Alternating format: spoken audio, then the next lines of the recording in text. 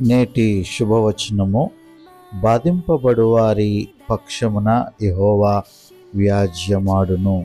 కీర్తన గ్రంథము 140వ అధ్యాయము 12వ వచనము. ఈ యొక్క ప్రార్థన దావీదు దుష్ట శత్రువుల యొక్క రక్షణ నుండి, వారి మోసపూరితమైనటువంటి ఉచ్చులు, వారు చేసేటువంటి హింసలు, దానికి దేవుని సహాయమును కోరుతూ ప్రార్థిస్తూ ఉంటున్నాడు. ప్రియ దేవుని బిడ్డలారా, ఈ వచనములో అన్యాయానికి వ్యతిరేకంగా దేవుడు మన పక్షముగా నిలవబడతాడు. ఎవరైనా నీకు అన్యాయం చేస్తున్నారా, నిన్ను శోధిస్తూ ఉన్నారా, నిన్ను నిందిస్తూ ఉన్నారా, ప్రభు మన పక్షముగా నిలవబడుతూ ఉన్నాడు.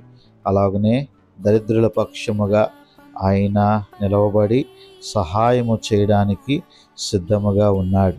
అంత మాత్రమే కాదు కానీ, ఇదిగో నీవు కష్టాల్లో ఉన్నప్పుడు దేవుని మీద నమ్మకం ఉంచి నీవు ప్రార్థన చేసినట్లయితే ఆయన నీకు న్యాయాన్ని చేసేటువంటి దేవుడు ఆయన. కాబట్టి ఆయన మన పక్షముగా ఉండేటువంటి దేవుడు.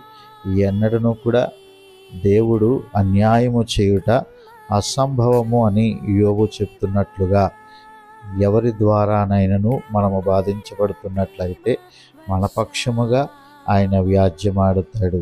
ఆయన మనకి సహాయము చేస్తాడు. ఆనాడు ఇశ్రాయేలుల పక్షముగా యుద్ధము చేసినటువంటి దేవుడు మన పక్షముగా నిలవబడి ఆయన మనలను గెలిపిస్తాడు. God bless you. దేవుడు నిన్ను దీవించును గాక. ఆమేన్.